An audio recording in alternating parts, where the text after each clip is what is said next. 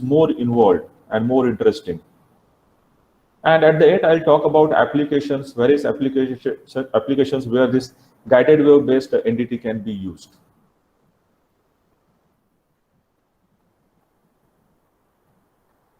So there are many methods. So this is a standard definition which I have taken from one of the literature. Non-destructive testing used for testing materials, components, or assemblies for discontinuities or differences in characteristics without destroying the serviceability of the part of the system. So that is the central idea, that we don't disturb the serviceability of the component. Unlike the UTM, where we find out the ultimate tensile strength and we have to break the specimen. So that is a kind of destructive testing. So non-destructive testings are very important as far as industries are concerned. So these are the various methods like magnetic particle testing, liquid penetrant testing, visual testing, radiographic, ultrasonic. Okay, and out of these, ultrasonic methods are largely used.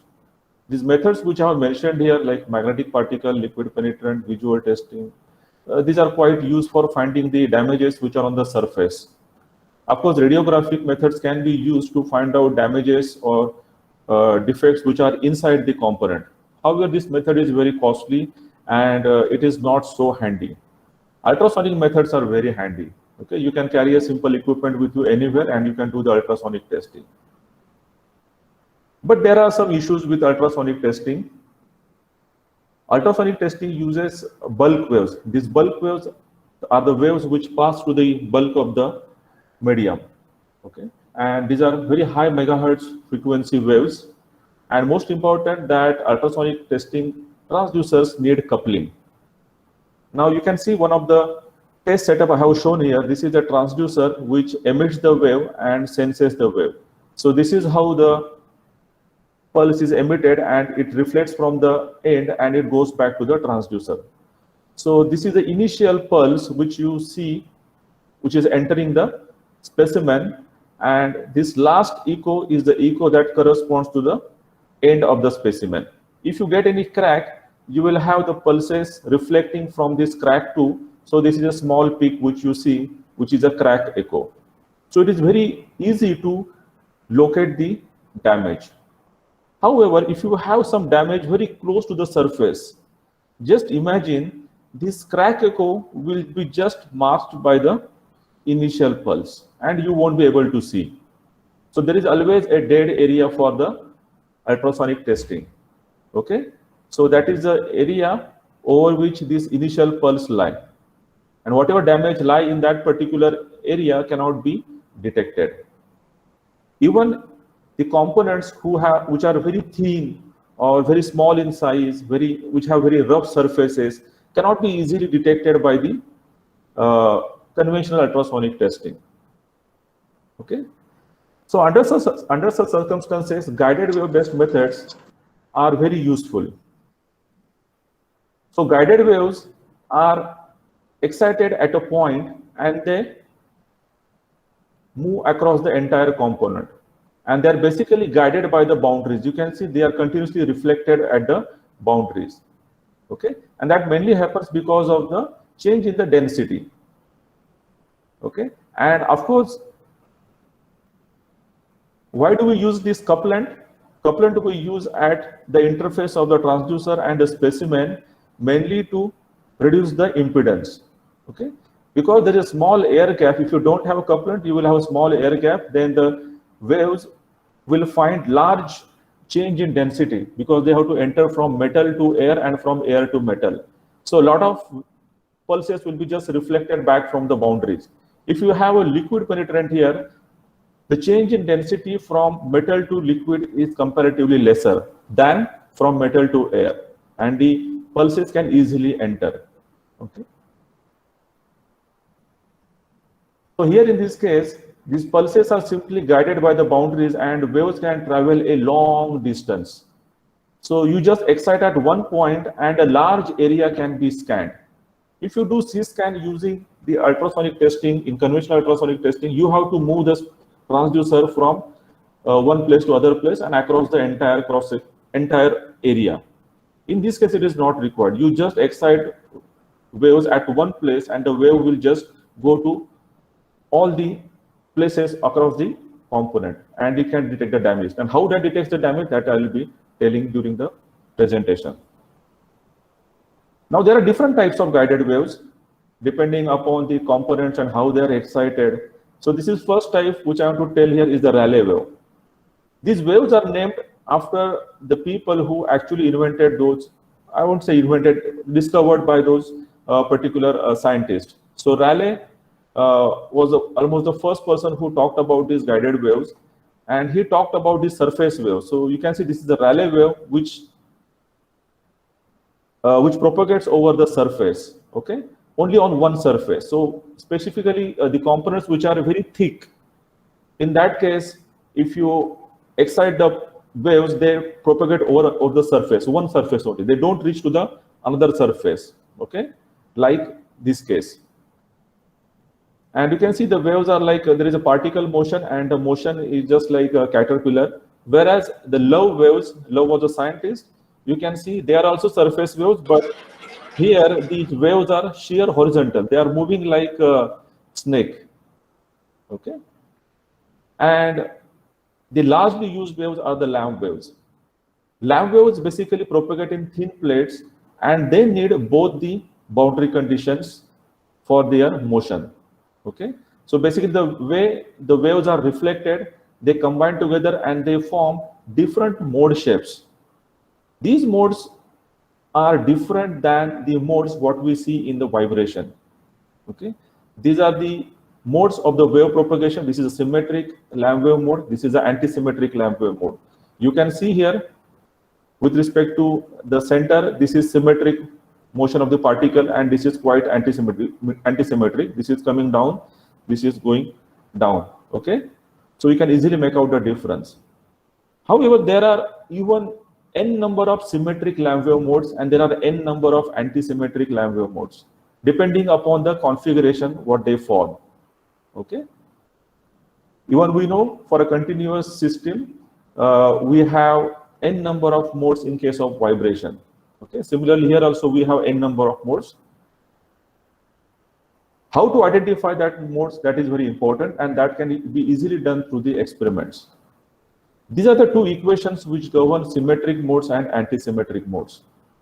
Here, P and Q are the Lamage constants, which are expressed here. K is the wave number. Cp and Cs are the longitudinal and transverse velocities of the bulk wave. Okay, omega is the angular frequency, and D is the half thickness of the plate. Okay, if you solve these two equations, you are going to get these dispersion curves. Now, what are these dispersion curves? You can see here, this is between the frequency thickness product and the phase velocity, and this is with respect to the group velocity. So the velocity of the Lamb wave is dependent on the frequency thickness product. Okay. You can see here, this is a A0, this is S0. A0 means the fundamental antisymmetric mode. This is fundamental symmetric mode. This is the first, then A1, S1, A2, S2, A4, S4, A3, S3, and so on. So A indicates antisymmetric, S indicates symmetric, and this one from 0 onwards, 1, 2, 3, they indicate the number of that particular mode. So phase velocity is the velocity with which the wave propagates if it has a single frequency content. Okay. But generally it doesn't happen. What happens when we excite the wave, we don't excite a certain 300 kilohertz wave.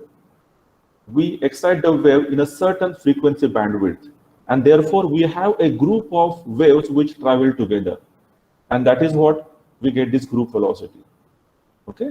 So of course there are mathematical equations to get the phase velocity and group velocity. Group velocity is something which can be easily found out through the experiment. So most of the studies you will find out the group velocities because it can be tallied through the experiments and also through the simulation. So one thing is clear here, that the velocity of the waves is dependent on the frequency also. If you say the thickness is a constant, it depends upon the frequency. If you have more number of frequency content in a pulse, you will have more number of pulses moving with different velocities, and that is really a problem. So I will tell you what is that problem in the subsequent slides. But one thing you remember, that velocity of the wave is always dependent on the frequency. Now, how do you do the damage detection? I have here a simulation result.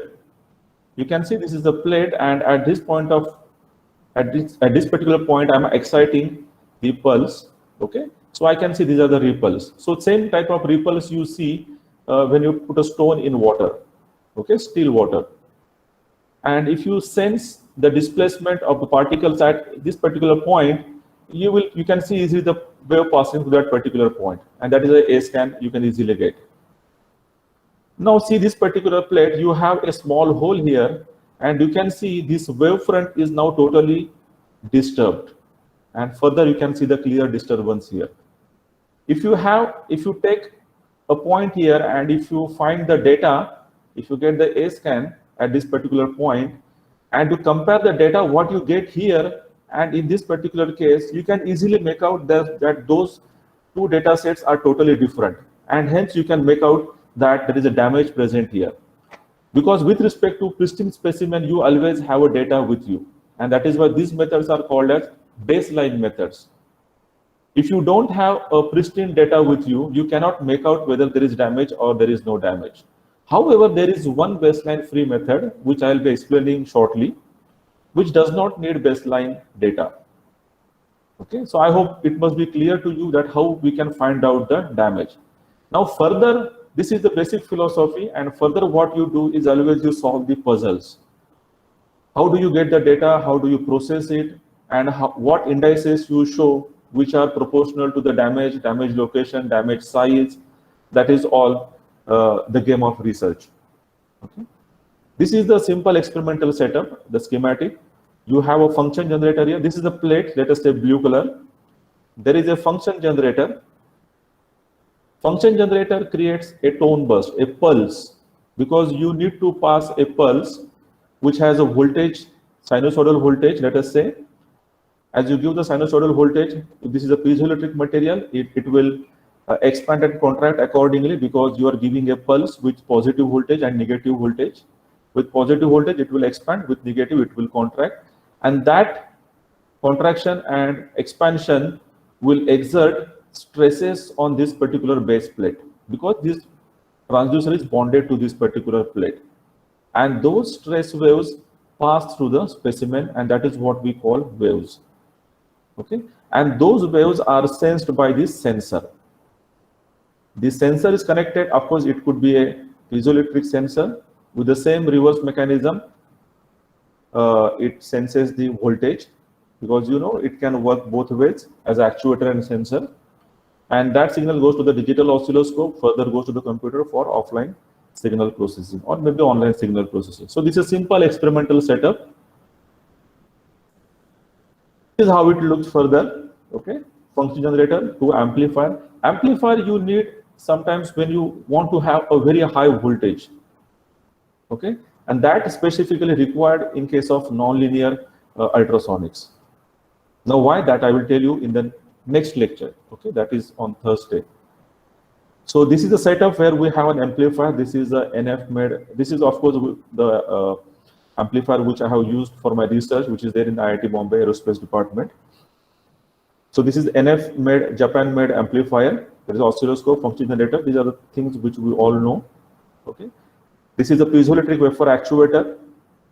This is a piezoelectric wafer sensor, goes to the oscilloscope and then to the computer. So this is a very simple experimental setup. So anyone can start this basic experimentation even without the amplifier. Just need a function generator, need an oscilloscope. Even you don't need a computer. From oscilloscope, you can just use the pen drive and you can extract the data and do the signal processing. These piezoelectric actuators, the cheaper one are available even for 10 rupees. You can get one piezoelectric actuator and sensor. And if you want it little sophisticated, in Pune there is one Sparkler Ceramics industry which can supply at 450 rupees per transducer.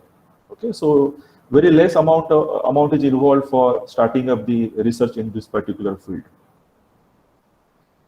Now, you give something to the piezoelectric actuator, that is what I told. It is a tone burst, and I'll talk about that. What actually you create in the function generator? Now, function generator, basically you have some inbuilt pulses like sinusoidal, square pulse, okay? But we cannot use them. We want a tone burst like this, okay? So what we do is that we make such a tone burst in MATLAB, okay?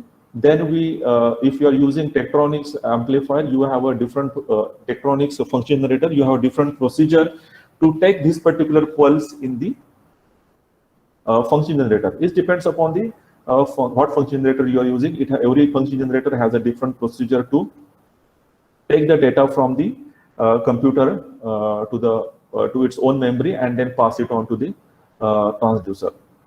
So for Tektronix, there is a ARB Express software, I think, where we can take this pulse and we can store in the function generator. So for that purpose, you have to use arbitrary function generator where you can store an arbitrary signal. Now this is a sinusoidal pulse. Okay, we don't use a continuous pulse. We use a tone burst. And most important, we use a windowing function to window this particular tone burst. You can see this shape. Now what that shape has to do here?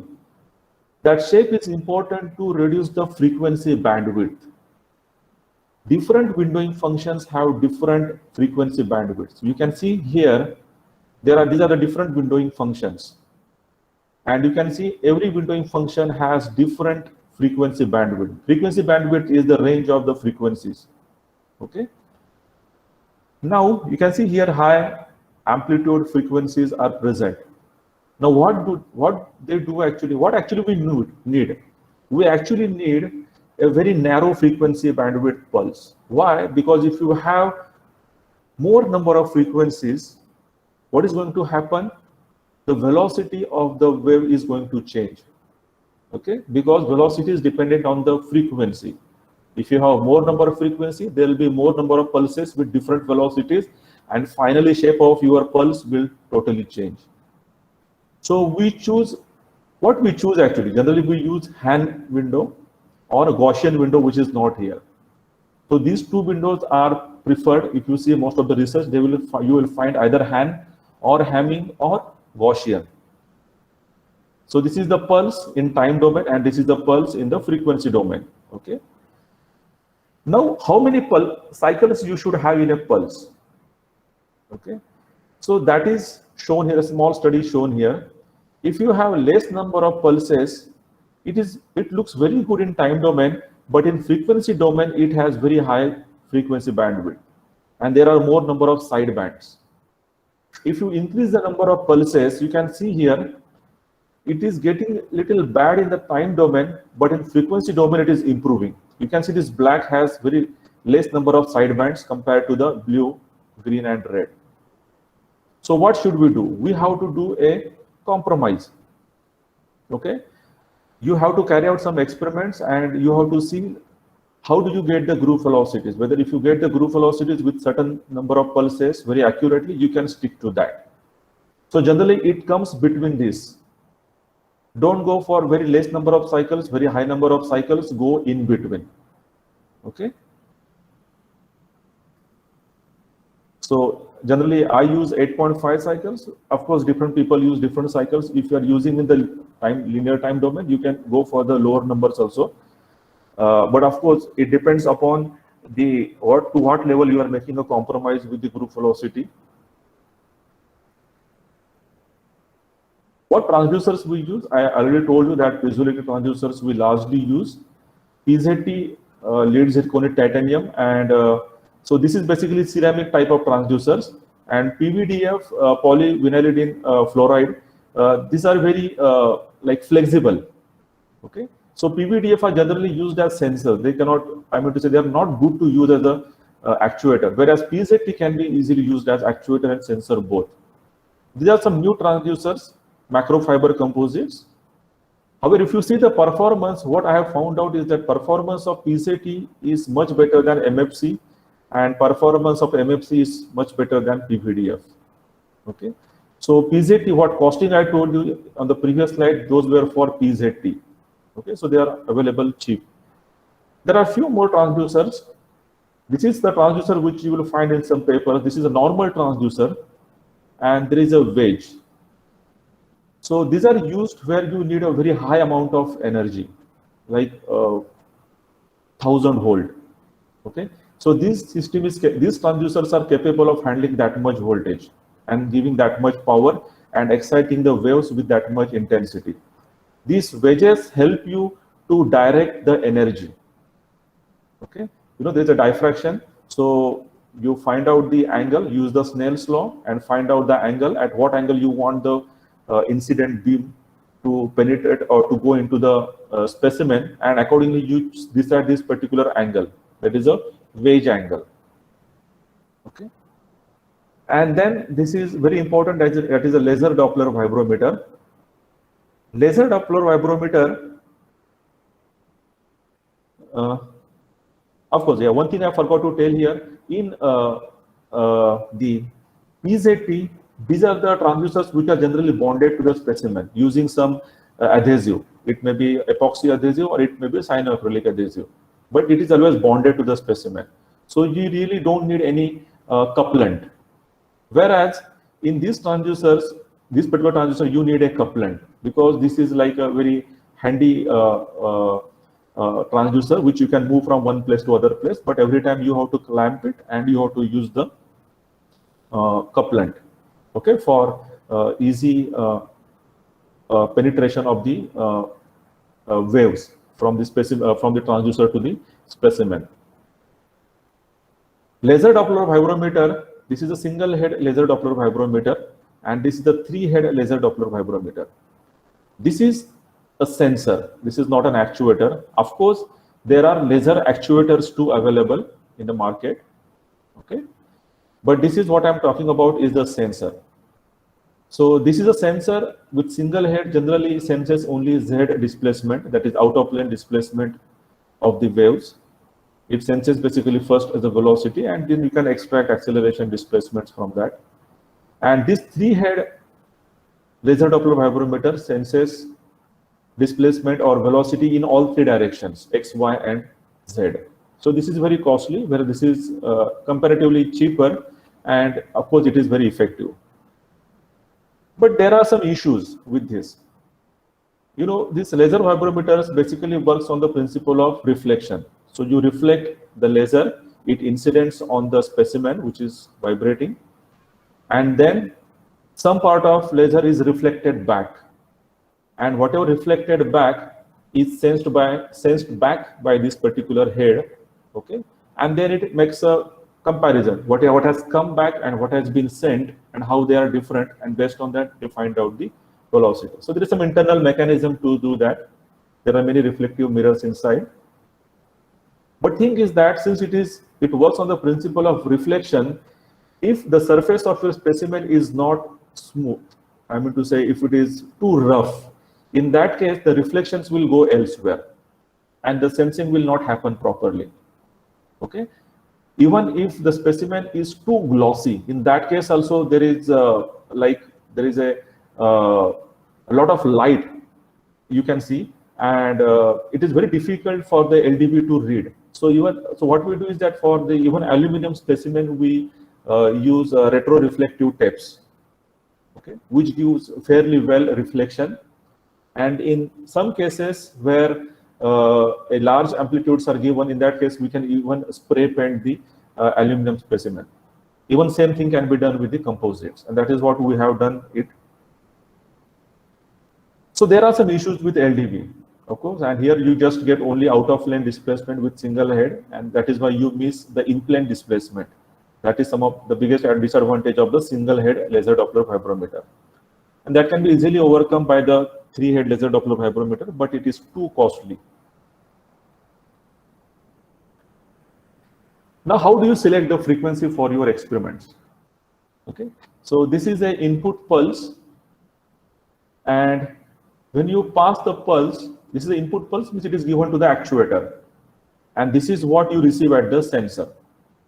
Now, this is a single pulse and which gets disintegrated into symmetric mode and anti-symmetric mode. Of course, there can be n number of modes, but in certain range you get, in the low frequency range, you get only fundamental symmetric and fundamental antisymmetric mode. Now what we do is that we find out the amplitudes of this S0 mode and A0 mode, and we can plot it with respect to frequency. Now these are the amplitudes of the symmetric mode and antisymmetric mode. Okay. Now this is called as amplitude tuning or frequency tuning. Sorry. Means now I want. Now can you guess where can you get this response, or at what frequency you can get such a response? You just see the amplitude of S0 and amplitude of A0. You can see the right place is here, near 100 kilohertz. Here the amplitude of S0 is lower because this is symmetric mode here. Blue color is symmetric, red is antisymmetric. So this is the frequency where this experiment is carried out, because this is the amplitude of S0 and this is the amplitude of A0, which is bigger. So you can easily make out. If you want in your experiment both amplitude to be same, you can choose this particular frequency where you get same amplitude, symmetric and antisymmetric mode. If you, in some of the experiments, we need only symmetric mode. In that case, you choose this 300 kilohertz where you can get very high amplitude of symmetric and very low amplitude of antisymmetric, which is very negligible compared to S0 mode. So this is how you can, this is the first step of choosing the frequency, what actually you want. Okay. And second point is that this selection of frequency has some wavelength connection. There is a thumb rule that if you want to find some particular damage, and if that size of the damage is too small compared to the wavelength, it cannot be detected. That is a thumb rule which many researchers have proposed. So what is one point I want to say is that the wavelength should at least be same as that of the size of the damage. So you set first of all what is the size of the damage you are wishing to find out, or you are wishing to identify, and accordingly you can select the wavelength, and from wavelength you can of course calculate the frequency. But one contradicting point I will tell you, this is not always true. Many scientists or many researchers, in fact in my own studies also, we have found out that even the damages which are much smaller than the wavelength have been found out in literature, because this reflection, because what actually what damage does in the wave, damage actually changes the amplitude phase of the wave. Okay, so damage size should be large enough to create a considerable change in the wave characteristics, so that you can find out some characteristics which are because of the damage. If damage is not capable of making any change in the wave, then the damage will remain undetected. So the impedance also makes a lot of difference. If you have a very high impedance between the damage and the surrounding material, you can detect those damages. And with this principle, you can even detect the damages which are much smaller than the wavelength of the wave. Now, what are the different strategies with which you can find out the damage? So there are two main strategies: pulse echo method and pitch catch method. In pulse echo method, the transmission or the actuation and the reception is on the same side. Okay, so this is the only one transducer which actuates the wave and senses the wave. So this is the pulse echo method, and this method is very useful for locating the damage. Okay. In pitch catch, you have an actuator and sensor as two separate transducers, and which are located on two different sides of the damage. So with pitch catch, it is quite difficult to locate the damage with the help of only two transducers. Okay. So here you actually get an echo like conventional NDT, and you can find out the damage. That is what is called as pulse echo. In this case, pitch catch, you don't get echo. What happens? You pass the pulse, it encounters with the damage, and what happens? There is a loss of energy. Because there is a distortion of the wave, there is a loss of energy, and there is a reduction in the amplitude and change in the phase. And based on that change, you make out whether there is damage or there is no damage. But it is difficult to locate damage with only two transducers. However, if you use an array of transducers, then you can easily locate the damage with each catch. And I will tell you, this is really a fun. It is just a puzzle. You can use 3 transducers, you can use 4, you can use 6, you can use 8, you can use 10 transducers to improve the accuracy of damage location. And it is really a puzzle. You can see there are many number of algorithms which have been developed in the literature, which help in identifying the damage location. Okay.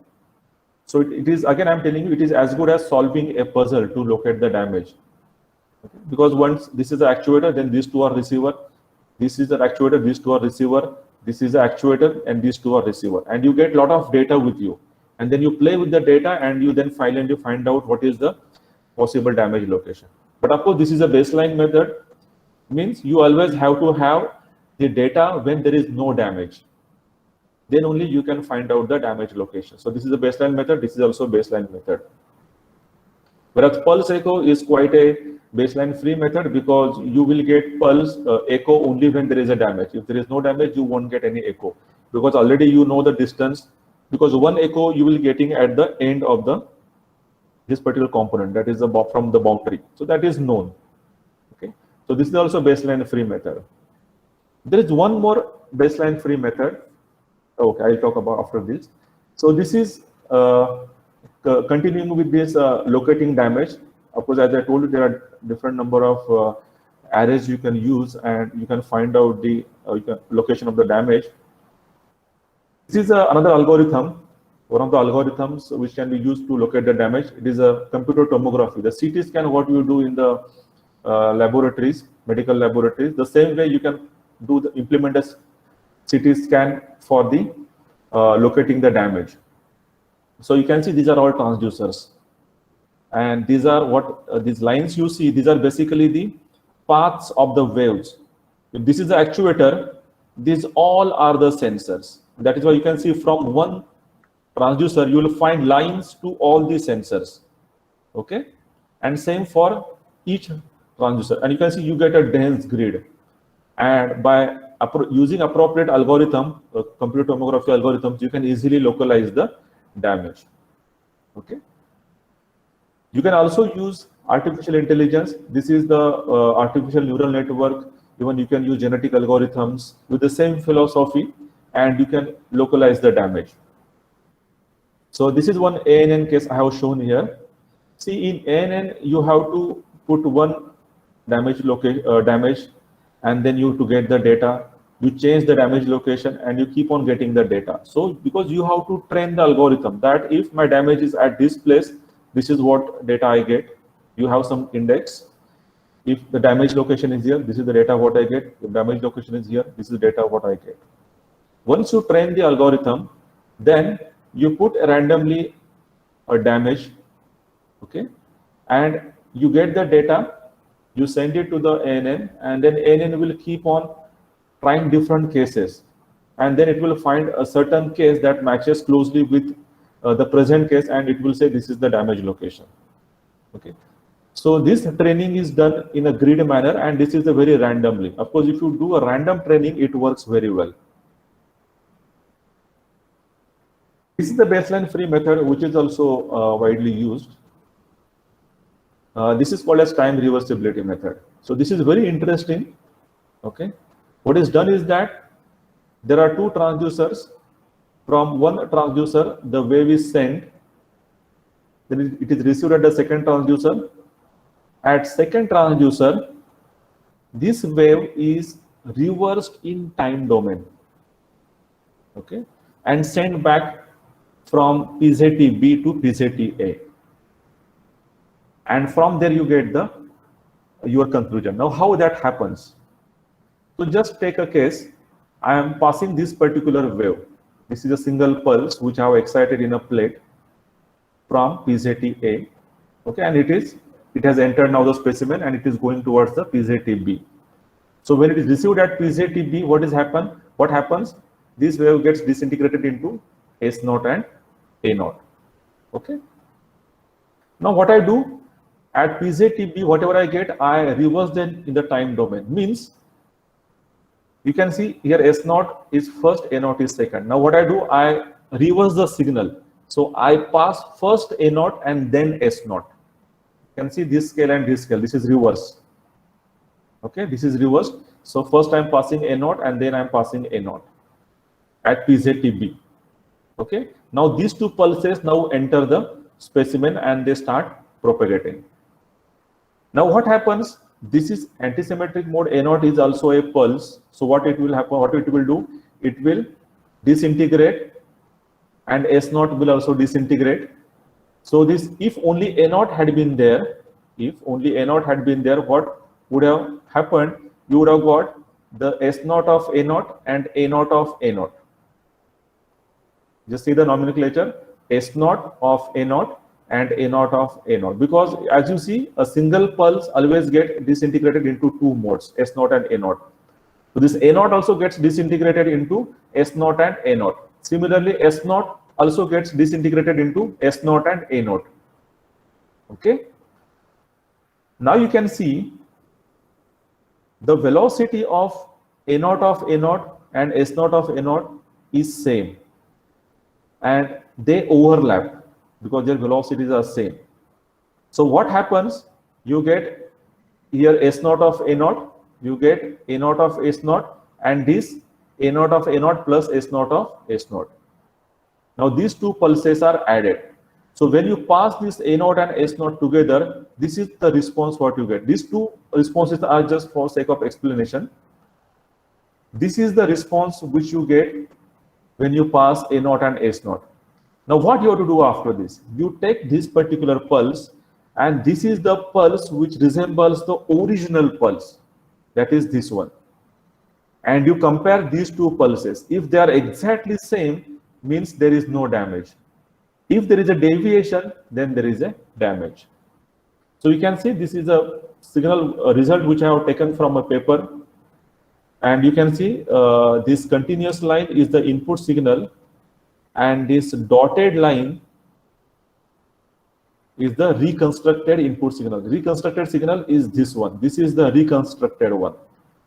And what you have to do, you just have to match this point of both the pulses. Okay, and then you find either root mean square deviation or you find percentage correlation.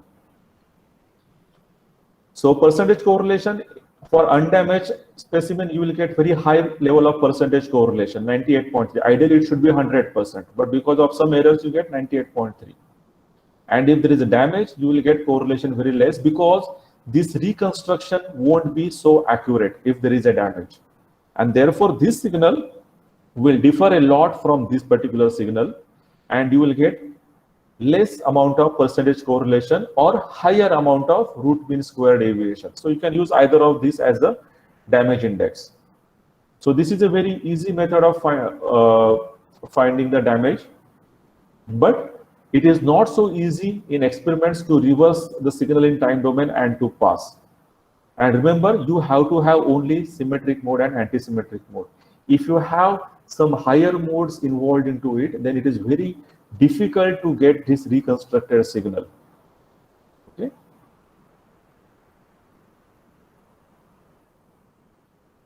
Now, as I told you previously that when you do this experimentation, you need oscilloscope, you need function generator, okay, you need amplifier in some of the cases, but these things are quite bigger and not handy to take them to the places where you want to do the NDT. So this is a setup which I have developed along with my students, and you can see this setup is capable of generating a wave, okay, then giving it to the transducer, then it takes the data from the sensor, it processes the data, and it tells you whether there is damage or there is no damage. So this is a small setup, and it costs just between 5,000 to 10,000, okay, not more than that. So this is actually a video which I will show you.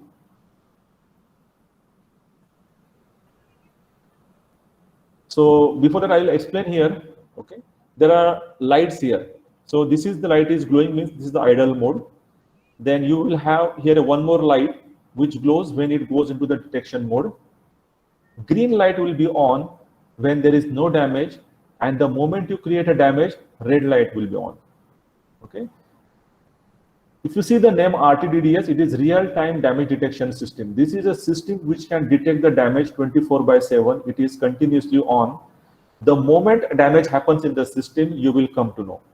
Okay, and it uses very simple philosophy. Okay, it just find out the root mean square deviation. We store the baseline data, and then we keep on getting the data after every 5 minutes. The moment a damage happens, okay, you will find out that it is indicating that damage has happened. I hope you can see this video. So I have switched on. It has gone into now detection mode. It is detecting. So green light is on now. There is no damage. Now here we are creating the damage. And the moment we create the damage, you can see the red light is on. Okay. So this is how we detect the damage in real time. Of course, we're in the process of putting IoT into this so that on mobile you can get the message. So this particular technique you can use for pipes, you can use for rails, and so many applications. Okay. And that is what the applications which I have to tell you further. So guided wave-based linear methods for pipes. You know, pipes, they are like veins for the industries. Okay, specifically the chemical industries, and a small leakage can lead to a huge accident. So you can keep detecting the health of each and every pipe. There are so many pipes, and generally what they do in industry, there is a scheduled NDT. After a certain time, they do the NDT. And of course, if in between there is a leakage, that comes as an accident, and then company has to bear those expenditure, maybe in terms of monetary expenses or in terms of life also. So if you use such a technique, what I have just shown you, you can basically save a lot of money. Okay, you have to just excite at a point, and the entire pipe length can be scanned using the waves. You can see here there is one arrangement. This is a schematic of an underground pipe. Okay, there is a transducer here. It is exciting the waves in both sides, and these are the waves which are propagating. So even an underground pipe can be scanned very easily. You have to have just a small pit where you can access this transducer, and you can get the data from here. You can also use this method for detecting the damages in the pipes which carry the LPG. This is the LPG line which comes to our houses. And we have done a small study in Hong Kong. Of course, that is applicable in India too. You see, the pipes come from outside in your house through the wall. There is a small hole what they make. Okay, and after that they pack the hole. Now in the rain, the water seeps into that particular place. Okay, from outside, and there is a lot of water accumulation. You don't go get it inside because that is somewhere inside the wall. And what happens because of there is a accelerated corrosion. Okay, and what we found many places that those pipes are, because most of these pipes are metallic, okay, MS pipes, and they get corroded. Okay, and sometimes the corrosion is so deep that there is a leakage of the gas. You don't come to know because it is inside the wall, and maybe the gas may find a way outside, and it may not come inside, and you will never come to know there is a leakage of the gas until there is a smell inside. So first there is a loss of gas, you won't come to know, you will keep on getting the bill. Okay, and at times there can be accident if the gas finds way inside your house. So you can put the transducer, one transducer on this side, one transducer on the other side, and you can easily make out that there is whether there is a considerable corrosion or not, because the damage characteristics will keep on changing based on the extent of the corrosion. Okay? So there are different strategies when you use this method for pipes, and this is something very complex you see. Okay, this is the dispersion curve when you deal with the pipes. Okay, in plate you have only antisymmetric and symmetric mode. Okay, Whereas in pipe, there are many number of modes. So you have some axisymmetric modes and some non-axisymmetric modes. So axisymmetric modes are the longitudinal modes and the torsional mode. Okay. Whereas flexural mode is something which is non-axisymmetric. I hope you can guess. Longitudinal is something like a to and fro. Okay, that is how the sound waves propagate. Okay, torsional, there is a twisting mode. Okay, and there is a flexural it goes like a waves. Okay, your antisymmetric mode. Okay, that way it goes. Okay, and that way it is of course non-axisymmetric. And you can see there are a few numbers after it, L01, L02, L01, F11. Okay, so these numbers correspond to each specific mode. So this 0 indicates that it is an axisymmetric. Okay, and if this is not 0, it means it is non-axisymmetric. So this you can see F at 1. So this is a non-axisymmetric, but this at 1 is a different family member of the flexural modes. Okay. So this is how this nomenclature goes. So you can see this L and T mode will always have 0 first. Okay, whereas F will never have 0 first. Okay, this is F10 1, not 0 1, F10 1. Okay, so these are different families of the modes, and you can make out. Actually, you can see this is a group velocity. Okay, the group velocity of these wave packets you can easily find out through the experiments. How you can find out? You can locate this particular point. Okay, you get the time. Okay, this time you can subtract from the time corresponding to the input pulse. Okay? Once you get that time, you know the distance between the receiver and the exciter, and distance divided by time, you can get the velocity. And that velocity you can search for here. If at this particular frequency, this is the velocity I'm getting, means that particular mode is F11. If I'm getting this velocity, it means it is T01. If I'm getting this velocity at this particular frequency, it means it is L01. So it is very easy to find out modes. And you can also plot all these modes through simulation. Okay? So this is L02, L01, and F at 1. And there is a change if you concentrate on this particular mode, then you get this mode without damage, you get this mode with damage, and find the RMSD or percentage correlation, or you use some other index. And if those two pulses are exactly the same, you can say there is no damage. If there is a considerable difference, you can say there is a damage. So the experimental setup for pipes is almost same. You can see here, this is the exciter here. This is a pitch catch method, where you have exciter connected with the amplifier and arbitrary function generator. Okay, so your amplifier is must, because generally thickness of the pipes is higher, so you have to use an amplifier. Then there is a receiver. The signal goes to this is a receiver amplifier and goes to the digital oscilloscope.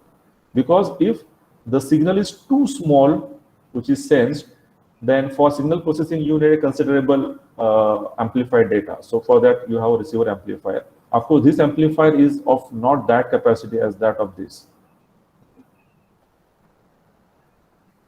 So this is a pitch catch method. You can also deal with pipes using a pulse echo method. So this is a pulse echo method. This is a transducer location here.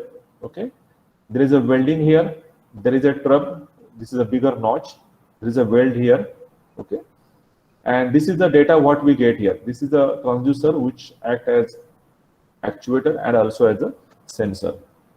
So I get here first. This is the echo corresponding to the weld. This weld, the first one. The second echo is corresponding to this trub. Third echo is corresponding to this weld.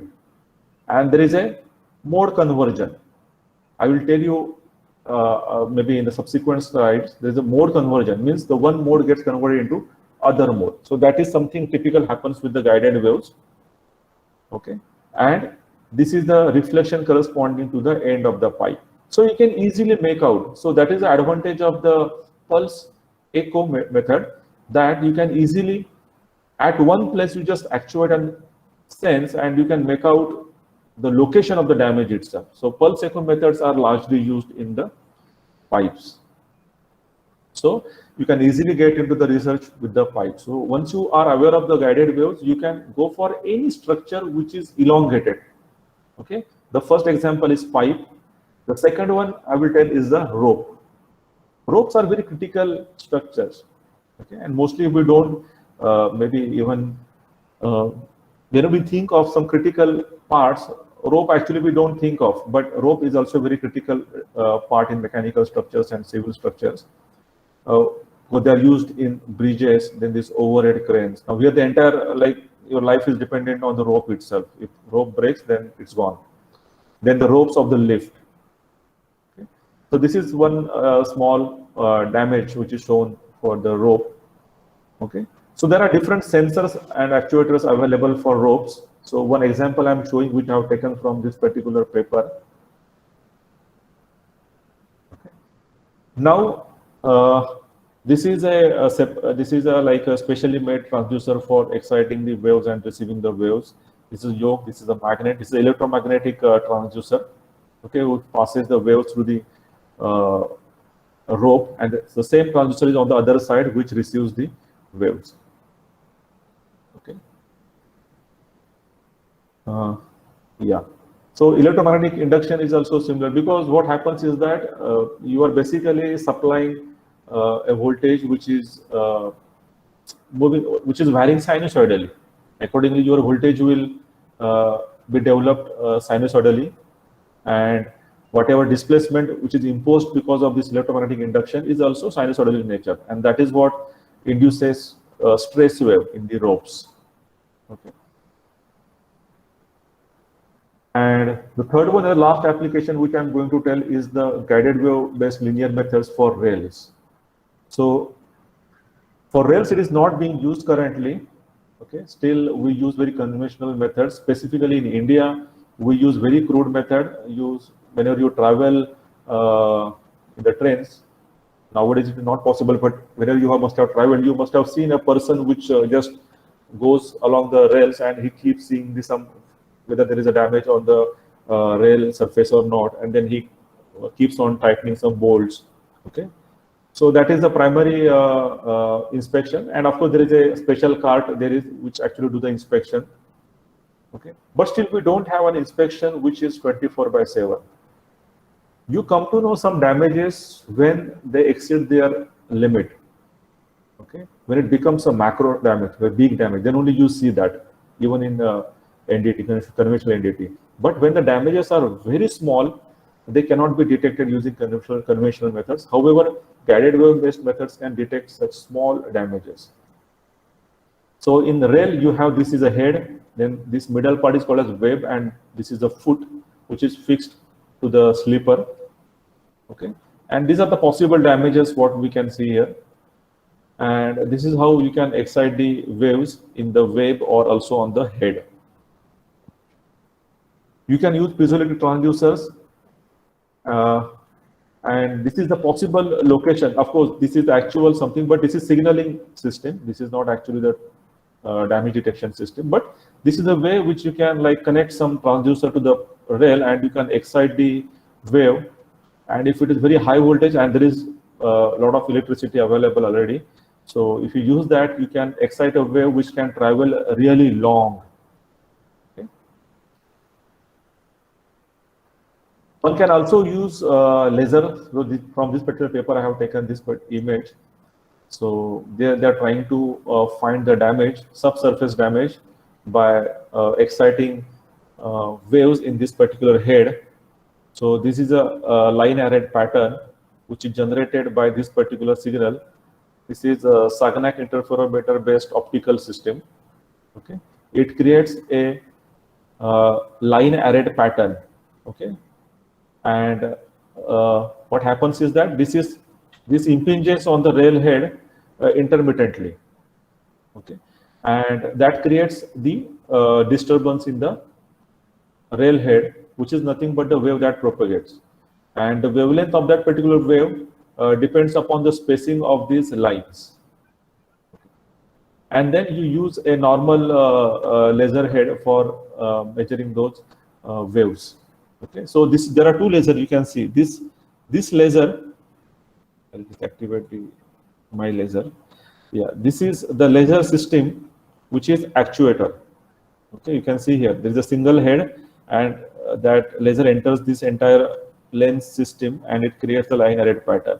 And this is a triaxial laser head. Okay, and that is actually sensing the waves. Okay, so this is how the laser actuator looks like. Now, what we talked so far about, I did not mention anywhere that this is a linear method and this is non-linear. So whatever we talked was all linear. Okay, because if you remember, I did not say anywhere that the frequency of the input pulse and the frequency of the output pulse, what we get, are different. I nowhere told, because the frequencies are same. Whatever frequency with which you excited the pulse and whatever output you got, the symmetric and anti-symmetric mode, if you find the frequencies of them, they would be same as that of the input pulse. Okay, so frequencies of input and output signals are same. And these methods, what we have talked about, they are basically sensitive to bigger damages or like open cracks, where there is an effective barrier to transmission. If the barrier is not adequate to create some changes in the wave characteristics, then that damage will remain undetected. Okay? So there has to be a effective barrier. There has to be an effective change in the wave characteristics because of the damage. So what are the disadvantages or limitations we see here? That we cannot detect small close damages and material degradation. Material degradation means whenever a damage is formed, before that, so many activities happens in the bulk of the material. That is a degradation. Some dislocations are formed, then there are micro cracks formed, and slowly those micro cracks get converted into macro cracks, and then you see a bigger crack and final failure. So such smaller cracks cannot be detected using the linear methods. Okay, you can see here, this is a specimen here. This is an actuator, piezoelectric wafer actuator. I am passing this anti-symmetric and symmetric mode, let us say. I'm passing only the pulse, and that gets disintegrated into A0 and S0. Now there is a disbond present here. Okay, so at this particular point, you get a reflection of the waves, that is R, and there is a mode conversion. Means the symmetric mode S0 will create its own A0 and S0, and A0 will create its own S0 and A0. Why so? Because this is one thickness, and the moment it enters the disbond, the thickness changes. The lower thickness is a new thickness for the waves which go below, and this upper one is for the waves which go up. So the velocity changes drastically. Okay, because you know that the velocity is dependent on the frequency thickness product, not only on the frequency, but it is frequency into thickness. Okay, so thickness matters a lot. And at this point, you again have reflection, mode conversion, MC, and MT is the mode turning. The mode that travels on the upper side takes a 180-degree U-turn and goes back. And the mode which goes from bottom half or bottom part takes a 180-degree U-turn and goes on the upper part. That is called as mode turning. And these are the mechanisms which have been proved in the literature, that this is the thing which happens in the wave propagation. So finally, whatever you get at the sensor is really chaotic, because you have so many things which happen with the wave propagation. You don't get only A0 and S0, you get probably these things also. And if you have a stringer, some extension, some protrusions on the specimen, you have mode conversion, reflection, turning, and there is a junction where different wave packets are combined together. And at the end, whatever you get at the sensor is really chaotic. And sometimes it is really difficult to make out anything about the damage. And that is also a big problem with linear methods. And for that purpose, we use non-linear methods. So non-linear methods are the methods which we will be discussing on Thursday. Okay. So I think, yeah, that is what I have to tell. So this is my email ID. So all of you can get into touch with me if you have some more questions, or if you are aspirants of the research into this particular field, you can get into touch with me. Yeah, thank you very much. So if you have any questions. Participants can ask the questions if you have some doubts.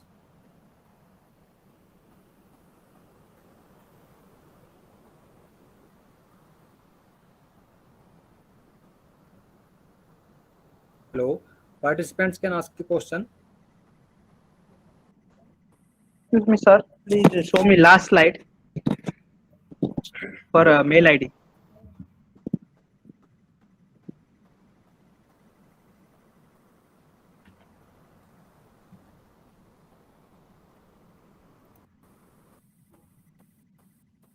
Hello, sir. Yeah, hello.